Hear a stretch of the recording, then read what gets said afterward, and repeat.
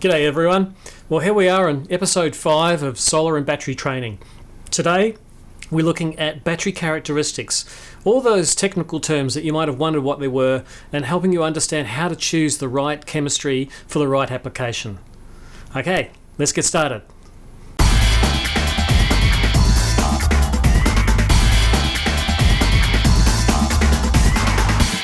So welcome everyone to episode 5 of solar and battery training. I'm joined here with my colleague Rachel. So Rachel, say hi. Hi. The other thing I'd like to say about the series is it's been supported by some sponsors of the Smart Energy Lab. So in the YouTubes that get uploaded each day, you might see some branding from those sponsors. They actually make this all possible. In fact, they make my lab possible by providing product for me, for students to train on, for field testing, and basically enhance my knowledge of products on the market. So a big thank you to all the sponsors of this webinar series. This is a picture from my drone of the Smart Energy Lab. It's those collection of houses are actually where I live. I live on an off-grid community. We've been off-grid for over 47 years, I think now. And all the homes are solar and battery. There's a microgrid here as well, which is based around my Smart Energy Lab. I use that to test and train people on, and also to share power amongst the houses in my immediate vicinity. So there's about 7 homes there connected to that Smart Energy Lab. So I guess this is a way of saying that I live and breathe solar and batteries. I have really for the last 30 years lived off grid. So I get a lot of first-hand experience of the problems associated with living with solar and batteries, but also the benefits of it as well. So today we're going to dive into battery technology and battery standards. And because I'm based in Australia, the standards that we use here are joint standards with New Zealand. And we have various standards for renewable energy installations. We have them for solar arrays and for batteries and for PV arrays, and inverters as well. So I'm going to be focusing on the battery side of things today. Now, see if I can change slides here.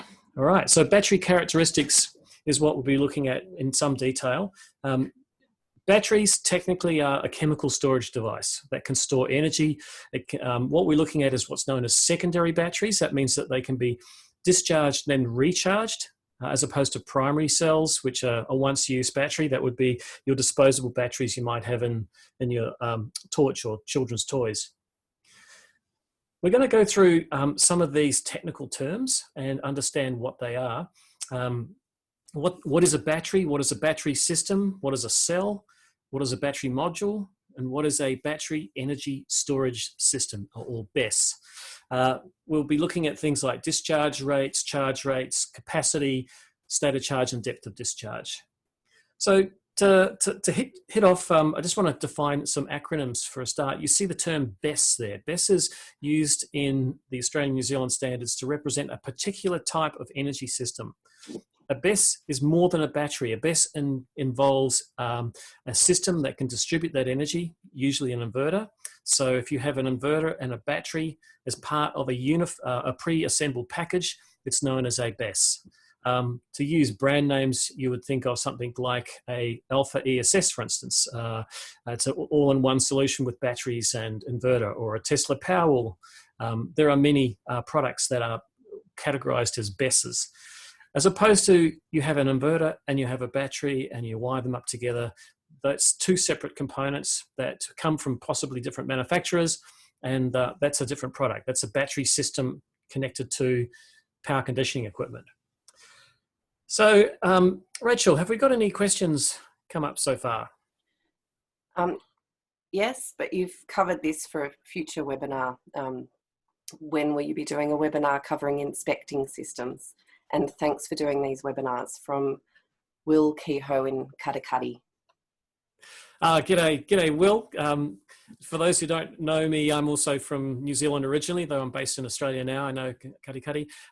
Yeah, I will be running some webinars covering system inspections. Actually, I do training in New Zealand quite regularly. I have done a lot of inspector training in the past few years there, but unfortunately, because of the lockdown, I can't go over there at the moment.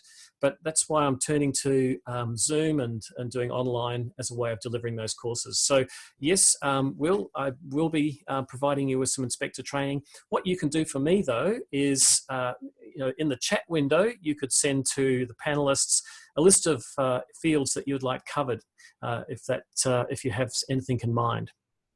I can see another a question came up there about where I do training. Look, I've actually done training all over the place, including Perth, every capital city in Australia, the Philippines, China, Pacific Islands, Norfolk Island, New Zealand. I get around a bit, I used to, but now I'm stuck here at home. And frankly, it's actually quite nice not to be traveling so much. So yeah, I try to do my best to deliver it remote. Is there another question there, Rachel? Sean just asked, would a sun grow with an LG chem be classified as a BESS with two different brands? Thanks, Sean. Short answer, no. So unless that is packaged up as a single product. Now, what I mean there is a definition of a BESS in our new battery standard, AS NZS 5139. That's something that probably will appear on the bottom of your screen in a little caption. That the name of that standard is a BESS must be pre-designed as a whole. It can't be pieced together by at an installation, and it needs to be tested as a whole. Now, there are products on the market. I've got, for instance, from Red Earth here, I have one of their BESSes, which actually has a SunGrow inverter inside it, and it has LG Chem M48 battery modules.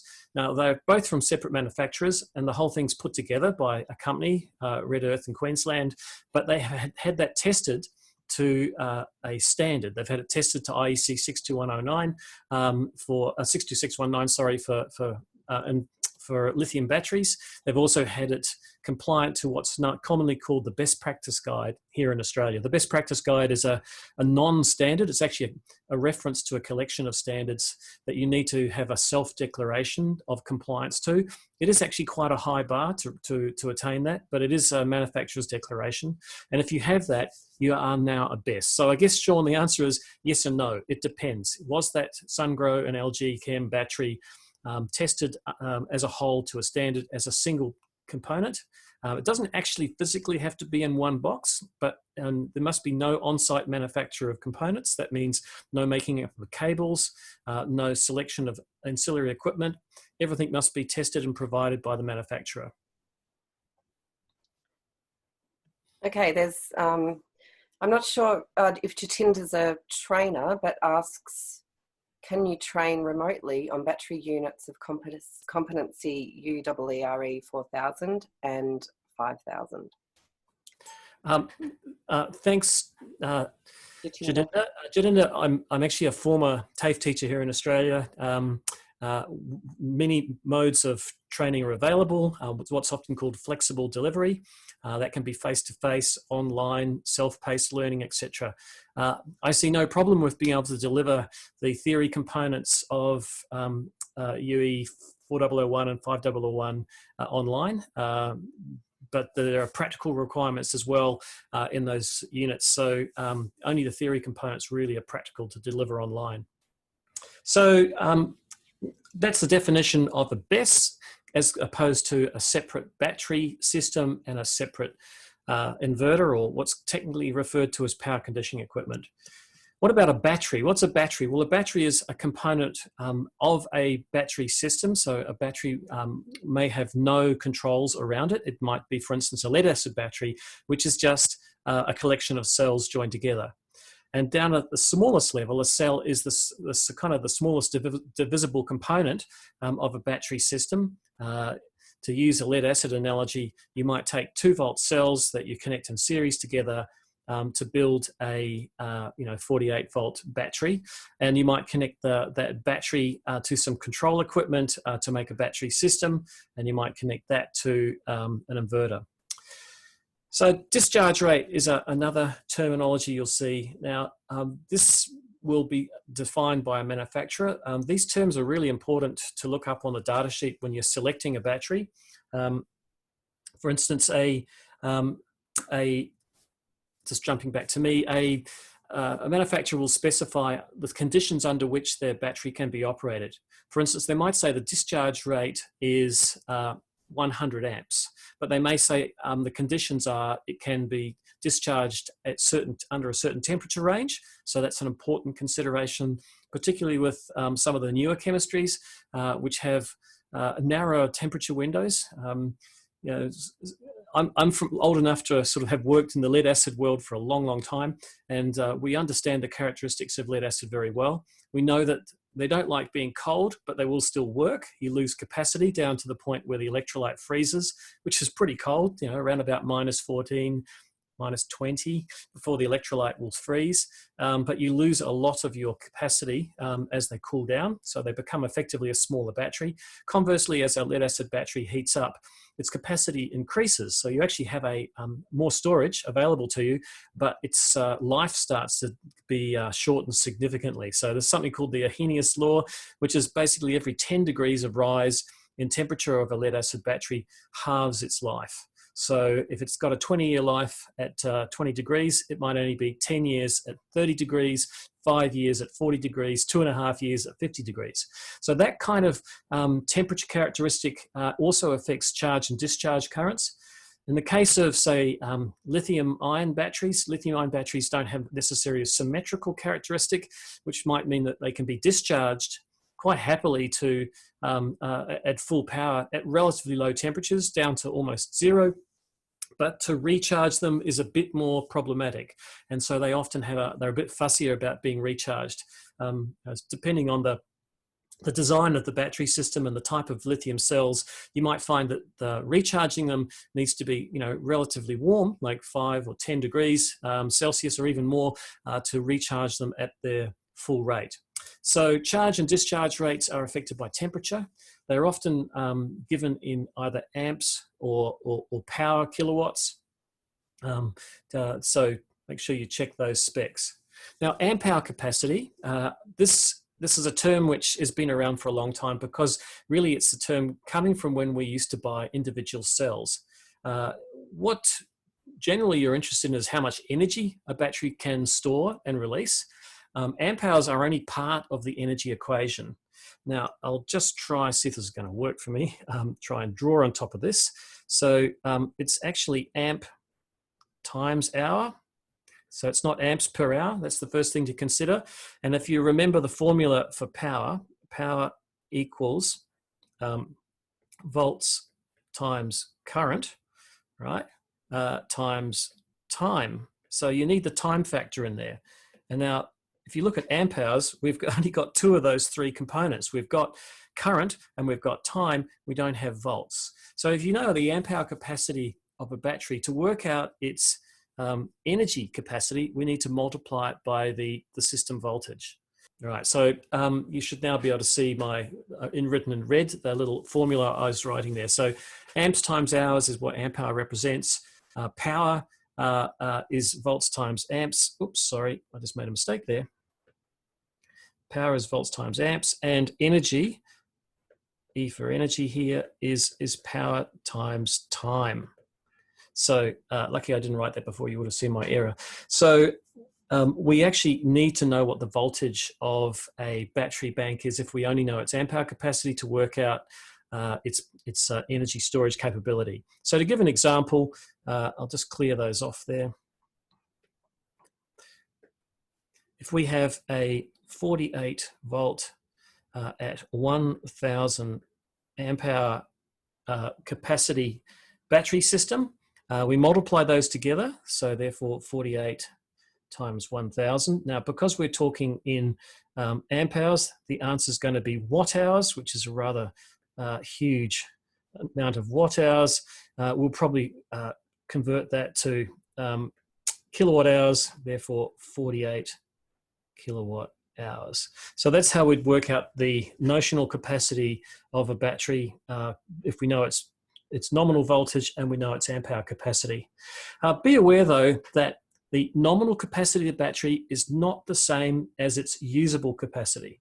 So you often find that a manufacturer will state the total capacity of a battery system, and then somewhere else in the warranty document it might say 90% usable. Now that does seem a bit perverse. It's a bit like saying, oh, your fuel tank carries 100 litres, but you can only use 90 of them. But it's to do with the cycle life of a battery. So manufacturers may choose to sell that battery under different operating conditions. It might have a use case where it is cycled very, very often. And so they may choose to reduce the depth of discharge to give a good life to it, or it may be cycled very infrequently, so they may allow for a deeper depth of discharge. So the usable capacity is often stated in either by graph showing cycles versus time, or cycles versus capacity, sorry, or it may be simply stated as a number of cycles to a certain depth of discharge. So be aware of capacity. It's not always just the nameplate rating of the battery. One of the things that irks me is when I hear people say, we have a 10 kilowatt battery. That's the other problem the industry faces, is not understanding the difference between power and energy. 10 kilowatts is a measure of power. 10 kilowatt hours is a measure of energy. They're actually different things. So if you happen to be in the sales field, make sure you're using these terms correctly. You have both from a battery. Many batteries will have a power rating, or they all will, and an energy storage rating. And they have you need to know them for different reasons. State of charge. State of charge is a percentage measure of the usable capacity in a battery at any one time.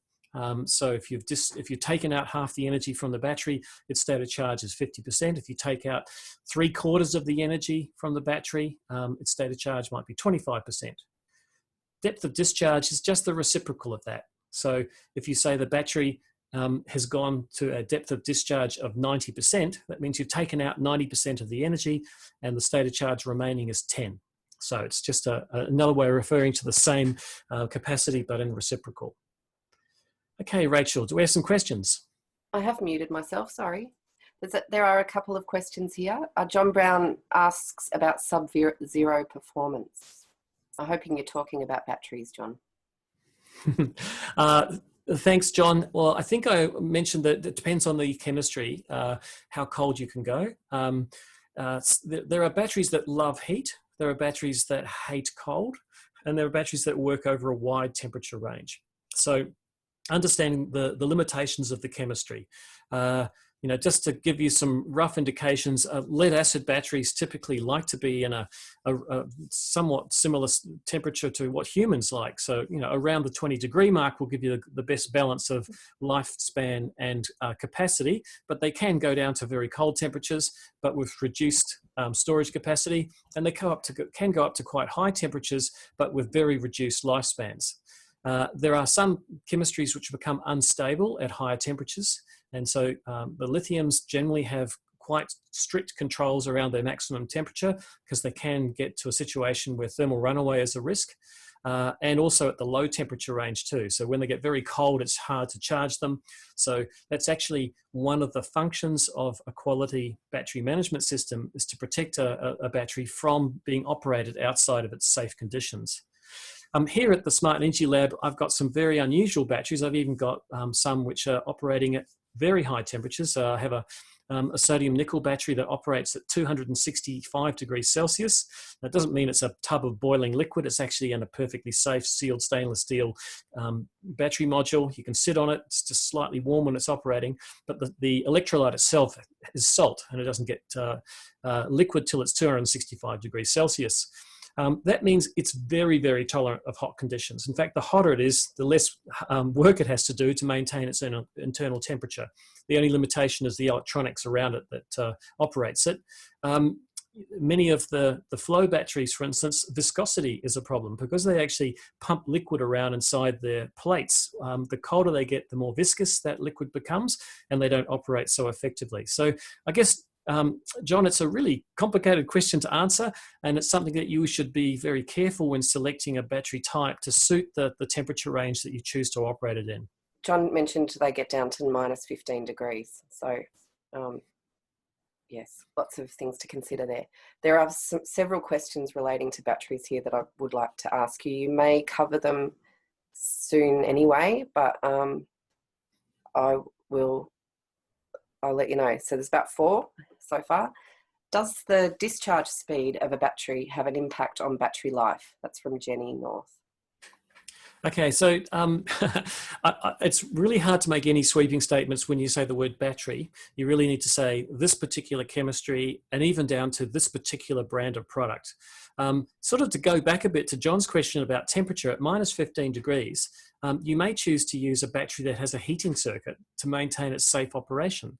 Some lithium batteries actually have inbuilt thermal management, so they use some of their own energy to keep themselves warm so they can be safely operated. That would only suit batteries that are charged on a regular basis, not a standby system, because it would use up its own energy just keeping warm. But the other side of that is when you talk about discharge characteristics, sometimes called the C rate. Now, C rate means rate of charge. So a battery can be specified as having a maximum charge rate. So it might be C10, which would mean over 10 hours, you can charge it fully. You can't charge it faster than that. It may be, if you put the number in front of the C, is fractions of an hour. So if it's 2C, that means in half an hour, you can charge that battery. So C rates are a big factor in selecting a battery for an application. Let me give you an example. If you're choosing a battery for a hybrid system, an on-grid solar battery system, where you're going to be charging it during the day and discharging it during the night, really your discharge period is probably going to be just the evening, maybe 4 or 5 hours, and your charge period is probably going to be the whole day, so around about 10 hours or so. So you don't actually need a very high C rate because you're discharging at the fastest rate of 5 hours. But if you're using it for what's sometimes called peak lopping, that means you've got some very high demands that come on and off, particularly with commercial customers who have tariffs that give them a large penalty if they exceed their maximum demand. You may want a battery storage system to jump in and displace that peak very quickly. And so very high C rates, 1C or 2C is often used in those applications. So it really depends on your application. And if you're off-grid and you have a fair amount of storage, let's say your storage capacity is sufficient for 4 or 5 days of bad weather, actually your charge and discharge rate can be very, very slow. You can charge up over several days and discharge over several days. Okay, I'd like to ask 2 questions. Oh, these are good. One's from Peter and one's from David. So I'll ask both of them. Isn't SOC relative to nominal capacity, not usable capacity? And the question from David is, can you explain C rate curves and why manufacturers do not seem to disclose these upfront? Okay, so really, SOC is what the manufacturer chooses to represent it as. You could argue that it is a representation of total capacity or nominal capacity, or you could choose to be customer friendly and choose to represent it as the usable capacity. So think about someone driving a car, for instance. It would be rather useless to have a fuel gauge that showed you the total capacity of your fuel tank, but forgot to tell you that you couldn't use the bottom 10%. You would always be running out of fuel before you thought you had an empty tank. So it's a way that information is represented. So if it's purely a technical data sheet, it might be nominal capacity, but if it's the display on a product for a customer, you would expect it to be the usable capacity the SOC displays. So the other part of that question, or the other question, sorry, Rachel? The other question was, can you explain C rate curves and why manufacturers do not seem to disclose these upfront? I would be are surprised that they don't have those C rate curves available. Certainly, if they have a battery that's tested to a standard, they've probably done those tests. I would say that that's pretty important information when selecting a battery to know what its capacities are. It could be a case of just having to ask. It may not be on the data sheet. I've actually had this experience myself. But a word of caution, I would want those to be verified by some independent testing if this was a significant purchase.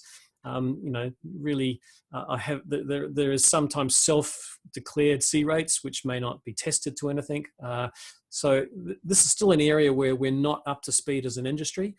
As an aside, there's actually a project at the moment with the Smart Energy Council and the CSIRO to develop a test standard for battery cells, and that would include a way of ratifying the claims on capacity and C rates.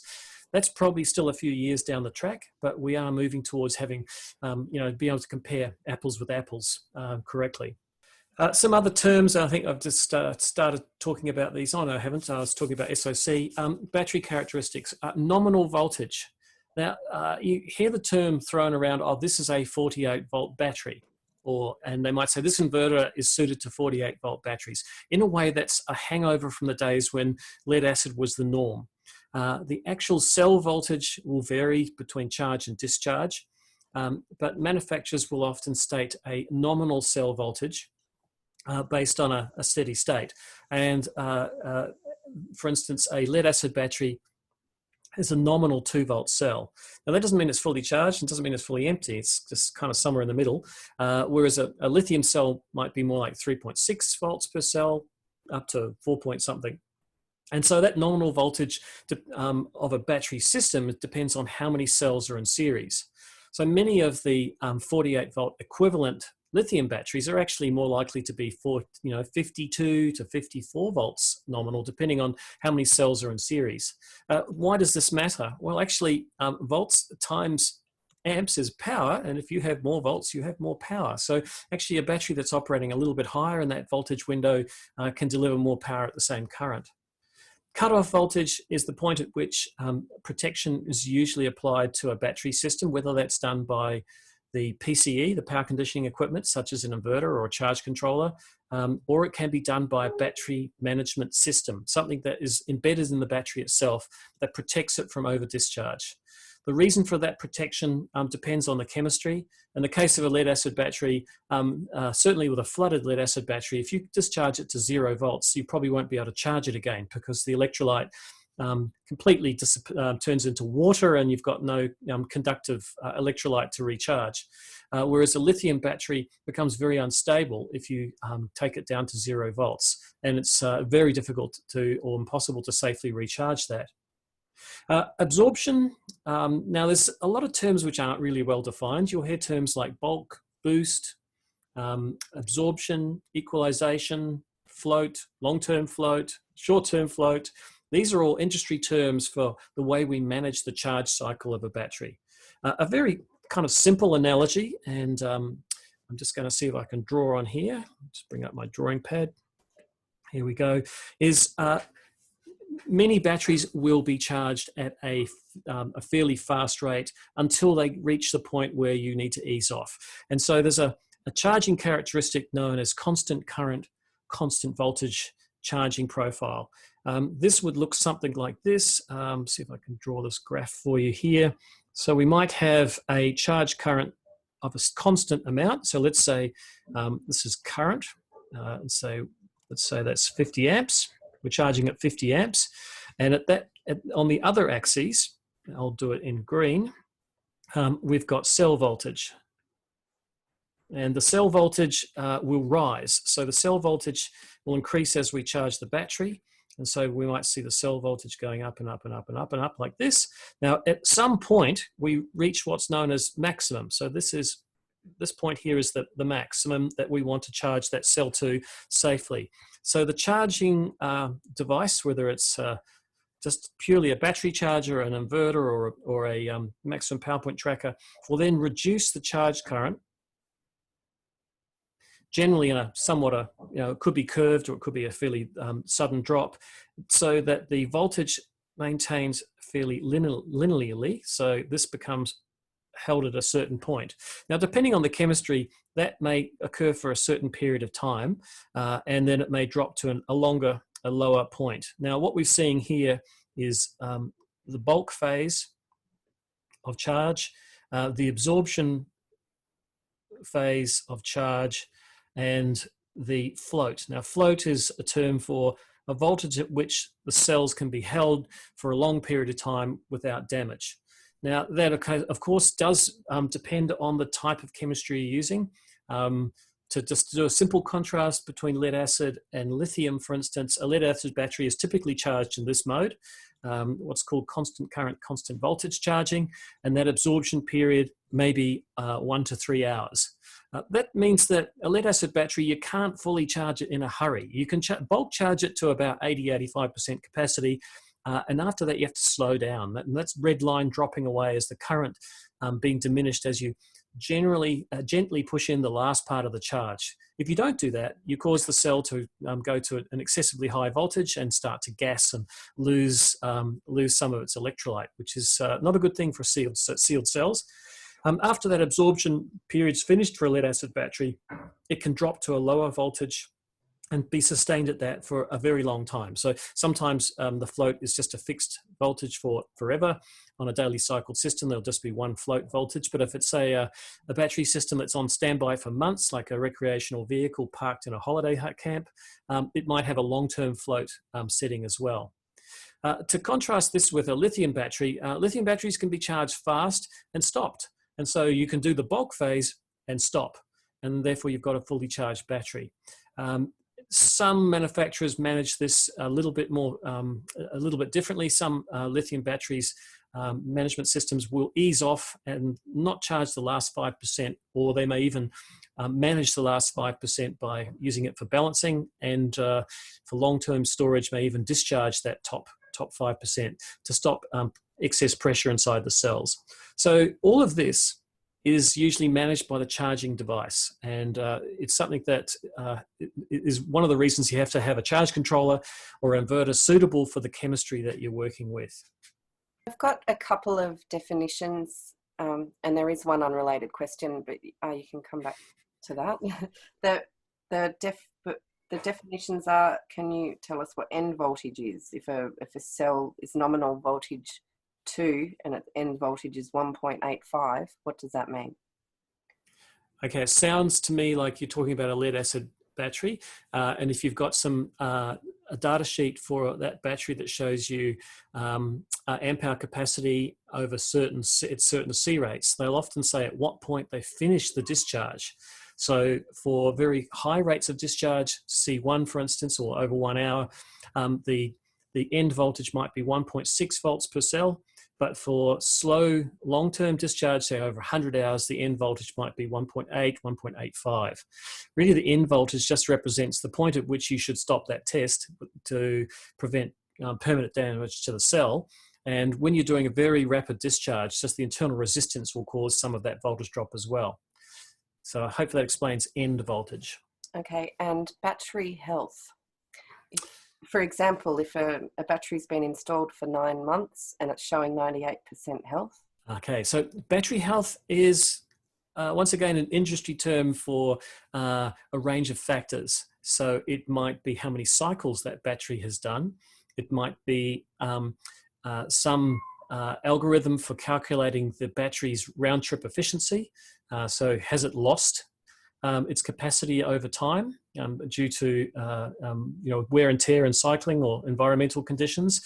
Are there actually any imbalances within the battery? So the cells are out of balance. All of those things can be packaged up into a term called battery health. To pick that apart, you'd really have to ask the manufacturer what they've used to determine what that battery health is. It's really designed as a consumer end measure of how well it's going. Okay, Will Kehoe asked, we would like to see covered the mounting to the roof and wind zones part of inspecting PV systems. because Okay, I'm reading it now. So Will, thanks for that. As I did ask him to send me through some suggestions on what he wanted for inspections. So Will, I'll take that on board as when I'm designing my inspector training for a webinar. And no doubt you'll be bombarded with emails from me telling you about that webinar series when I do it, so in the near future. So we talked about absorb and boost and equalization and float. Actually, we didn't mention equalization. If I was just to bring that screen back up, see if I can do it. There we go. Equalization is a terminology, once again, from lead acid world, where you deliberately overcharge a cell for a period. And so equalization. The purpose of equalization is to even out the differences within cells. So let's say you've got 24 cells in series, and most of them are around the 2.4 volt mark, but there's one that's 2.3. Now, the one way of getting that cell that's starting to drift back up to the same voltage as the others is to deliberately overcharge all of them a little bit. And so there will be an upper limit that they'll get to, the top ones, and the bottom one will catch up. Now, equalization is something that is only really done based on the manufacturer's recommendation. For instance, a flooded lead acid battery during equalization will gas, and it will lose electrolytes. So you need to make sure that you've got distilled water in hand to top it up more periodically when that equalization is occurring. A sealed lead acid battery, equalization is generally not recommended. It's once again the manufacturer's sort of guidance on this, but it means you're increasing pressure within the cell, and you may cause it to vent. And if it vents, it's going to vent some hydrogen and oxygen, and that will never be replaced. So you'll lose some of your electrolyte if you inadvertently overcharge a sealed battery. In the case of managed batteries, particularly lithium-ion batteries, they often do this internally with their battery management system. It's not due to applying excess voltage to a battery pack. The battery pack itself has individual circuits going to cells or groups of cells, which are being monitored by the battery management system. And a certain amount of current is either applied, that's called active balancing, or diverted, it's called shunt balancing, around the cells to get them all to the same voltage and therefore the same capacity. And that's a very important characteristic in a lithium pack, because you've got a lot of cells in there, and if they start to drift, they could become unsafe. So the role of a battery management system really is to look after the health of the battery, and some chemistries do that at a very precise, some battery systems do that in a very precise way. Self-discharge rate and float voltage. I've already dealt with float voltage. Self-discharge rate is if the battery's sitting on a shelf, how much capacity is it losing over time? And this is another case where some batteries are very tolerant of storage and others not. So you might find, for instance, I keep coming back to lead acid batteries because they kind of like the historical baseline. So a lead acid battery, a sealed one, might have a self-discharge rate of like 1% per month. And it might have a shelf life of 2 years. So basically they're saying after 2 years, that battery shouldn't be sold or used.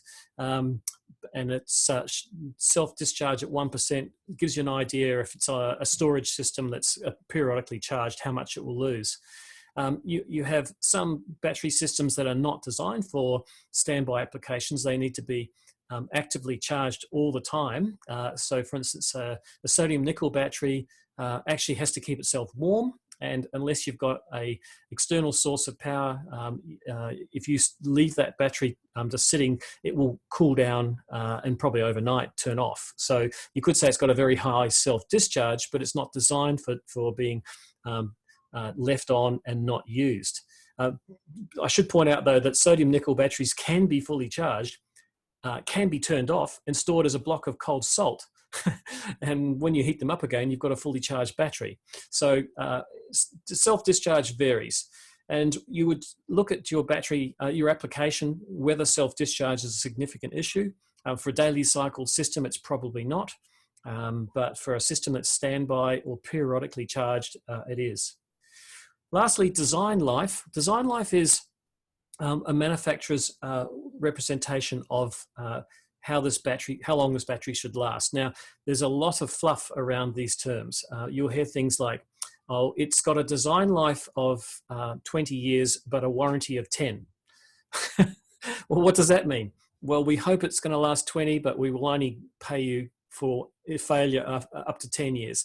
So, really from a legal perspective, the warranty is what matters, what you can actually claim.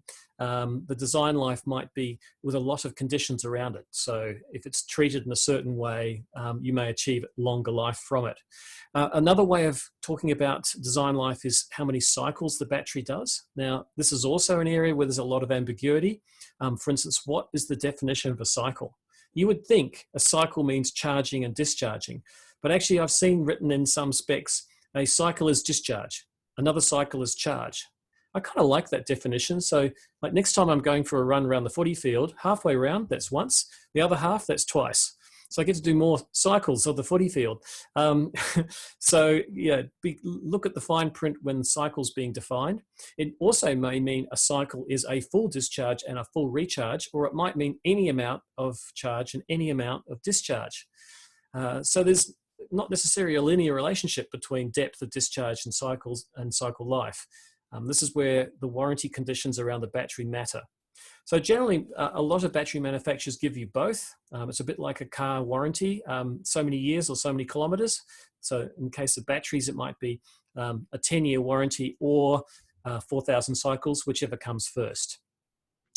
Incidentally, those cycles not necessarily once a day too, so it depends on how you use the battery. Here at the Smart Energy Lab, our microgrid system cycles the batteries about 6 times a day. So we really push the cycle life on our batteries. I thought I'd just throw up a data sheet because we're talking about things a little bit hypothetically. And this is a data sheet for LG Chem's Resu 48 volt range and 400 volt range. This is actually quite an old data sheet now, but I think these products are still on the market. They've actually got a bigger one in the 48 volt range now. And you'll notice that they specify in the top row at the top of the page. In the top row, you'll see that the battery manufacturer specified the total energy in kilowatt hours, and then underneath it, the usable energy in kilowatt hours.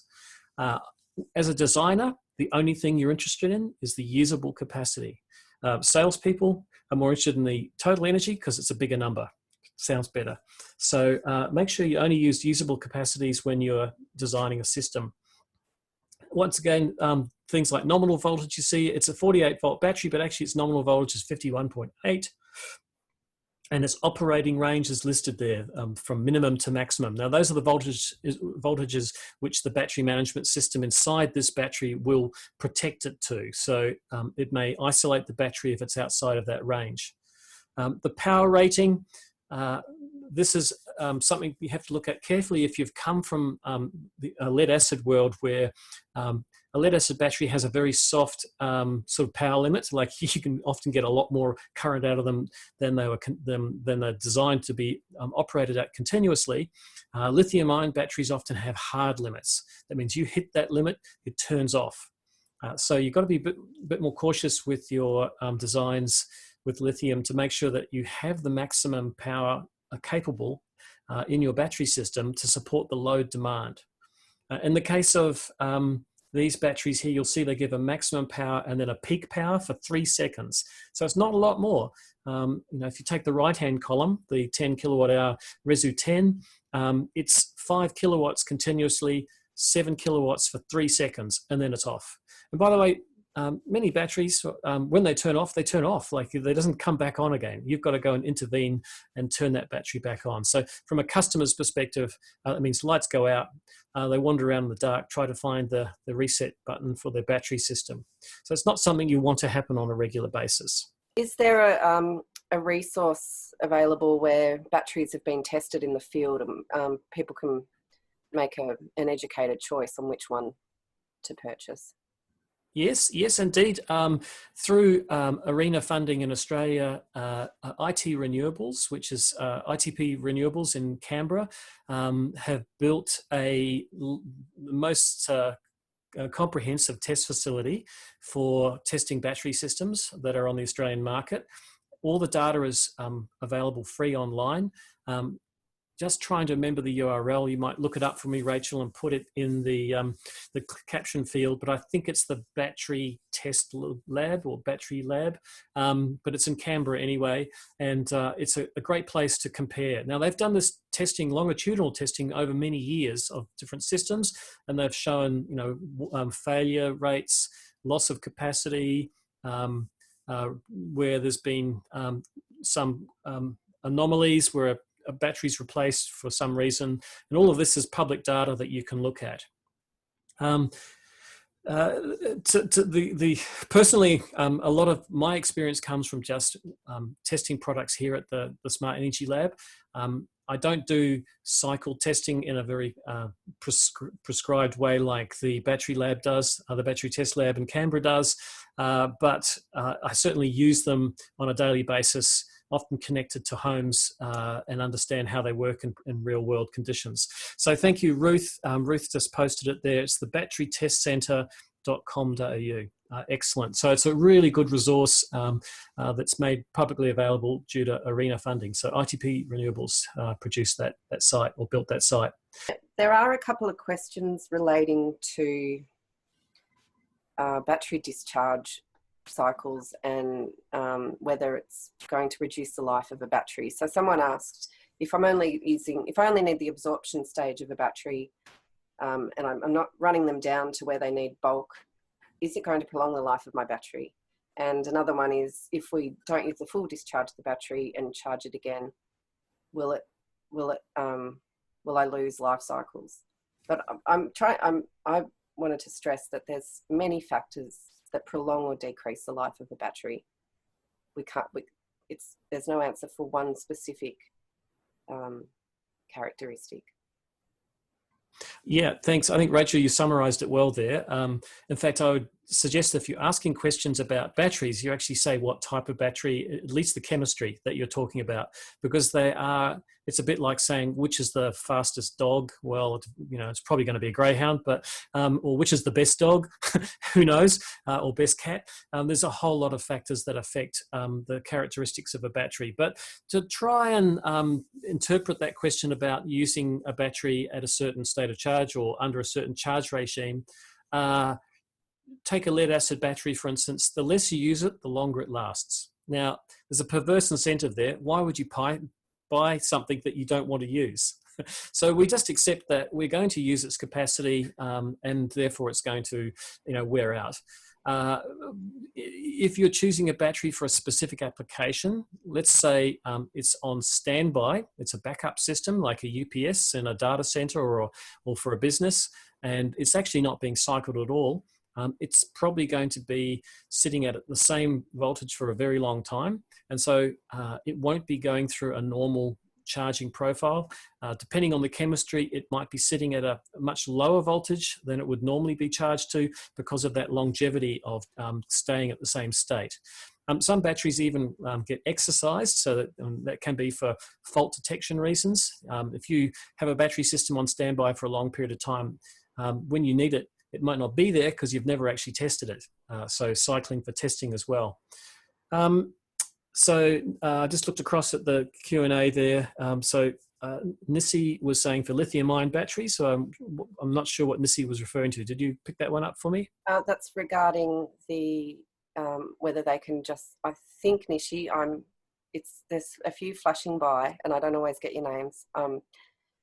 It's for the, no, sorry, it's gone, left my head. Can we just go, we've got questions for nickel, cadmium and li-ion, whether those that, well, no, lithium can sit at a lower state of charge than lead acid for a longer time safely.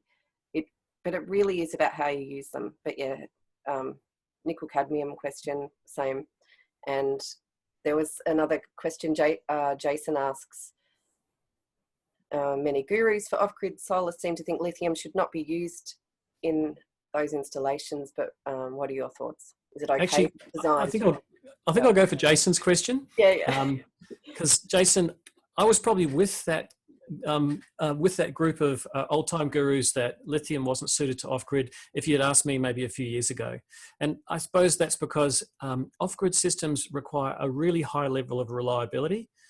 You can't just go, oh, she'll be right, mate. If it fails, just give us a call. Because an on-grid system, you've still got the grid as your main source of energy if that battery system fails. But off-grid is your only source. So reliability is really important. And when a new technology comes out, there's a natural hesitation about adopting it willy-nilly, particularly when you're talking large sums of money in critical applications.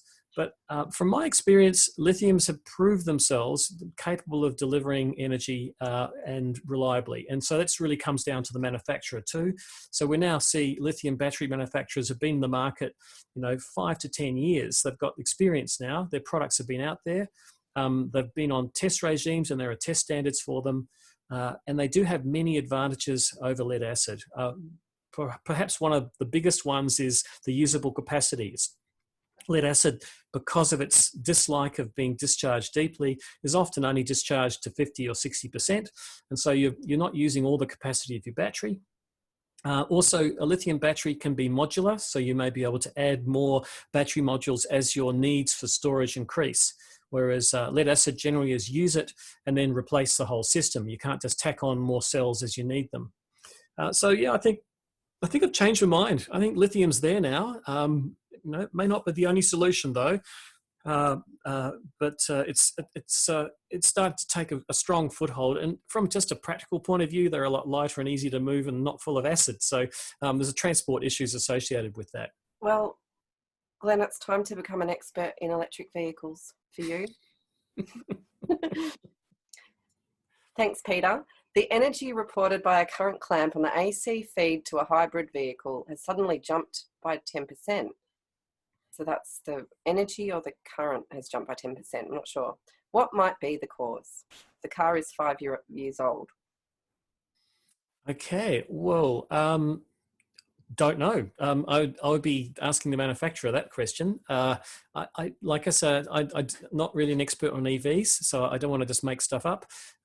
If you see a sudden change in its characteristic after, say, 5 years, I'd be curious if it's a fault, or is it normal for it to increase its charge rate as it ages? I would not think so. Lithium batteries generally don't increase their charge rate, so I'd be looking at contacting the manufacturer. Right, so this kind of relates to some of those questions actually, which is what happens to batteries over time? Well, actually here it's over depth of discharge. This is a comparison of the voltage characteristic of different cell types. LFP is lithium ferrous phosphate or ferrophosphate. LINMC is lithium nickel manganese cobalt. Now, just a word here for those not familiar with lithium batteries. There isn't one type of lithium battery. There is probably a dozen out there. And they have different characteristics and different use cases.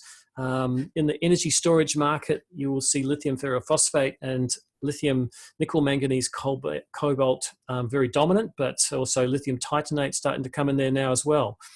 Because they have the characteristics that we want in a storage battery. Lead acid, for instance, as a benchmark, has been there for a very long time. And what we're looking at there is how that voltage droops over the discharge cycle. Now, I guess one of the things to consider here is if you're using voltage as an indication of capacity, like if a customer's looking at their battery voltage and wondering how much is left in the tank, a battery that has a very flat discharge curve, like the lithium ferrophosphates, you'd hardly notice that your battery was almost empty before it just fell off the cliff. Now, that's the role of a battery management system. It measures capacity by doing what's called Coulomb counting. It counts the amount of amps over time that's going out of the battery and then calculates the capacity. A lead acid battery, by contrast, has a fairly slow linear degradation in voltage if it's not under load, and so you get a rough indication of its capacity change as voltage changes. And lithium nickel manganese cobalt similarly. It also means that your power drops off as your discharge capacity, as your depth of discharge increases, because you've got less voltage. So at the end of discharge, you've got a less powerful battery because you've got a lower cell voltage and still the same limits on current. This is the one for C rates, which I was being asked before, just showing a comparison of C rates. Sometimes the same cell or same battery will be listed as having a whole bunch of different C rates. and a maximum, or it may give an optimum. So here we're showing that the same cell can be used under different conditions and will have a different maximum current output depending on the rate of discharge, and therefore how long it can be discharged for. Now, this is a very, very linear relationship in terms of volts and time and amps. Most batteries, the faster you discharge them, the less capacity you have, therefore the shorter time to you reach the end voltage. But that's what a C rate represents. So when the C is behind the number, it's fractions of an hour. So 10C is 1/10 of an hour. And when it's after the C, it's hours. So C/10 is 10 hours of discharge. So that's how that terminology comes about. So I did actually have just a couple of pictures of batteries, so to indicate what a lead acid battery looks like. Typically, they're individual cells when they become large. Car batteries are what they're called monoblocks. You get 6 cells in a case, but once you get to larger capacities, you generally have individual 2-volt cells. The cycle life of a battery is represented sometimes by a curve, and here we've got one from Sonnenschein, and it's based on an actual test standard, the IEC standard for testing a lead acid battery. This is the sort of information you want when you're selecting a cell for a particular application. You want to know what its life's going to be based on the way you use it, the depth of discharge. Well, we've reached 12 o'clock again, everyone. So I'm amazed how fast the time goes. And we did actually get through the content for today. For those who haven't joined my webinars before, this is being uploaded later today or this evening to my YouTube channel. Just go to YouTube, type in Smart Energy Lab. Also, the slides that you saw today, I PDF them and put them in the description. You're welcome to use them, distribute them for training. I'm very happy for that to happen. And this is the 5th in the series of 13. So every day I'm doing a 1-hour session on solar and battery, and we're going deeper and deeper each time. So thanks everyone for coming, and thank you very much, Rachel, for helping with the Q&A as always. No worries. And Mark Gerber said, thanks yet again. This is my day's highlight. Great, thank you. Mark. I wish I could just sit here for half an hour and watch all the chat thank yous. It's very, very nice of you. I appreciate it. So thanks, everyone. See ya. Well, thanks once again to everyone who attended today's webinar. Tomorrow, we're going to look at Australian and New Zealand standards for batteries and understanding the requirements when installing a battery and designing a battery. See you then.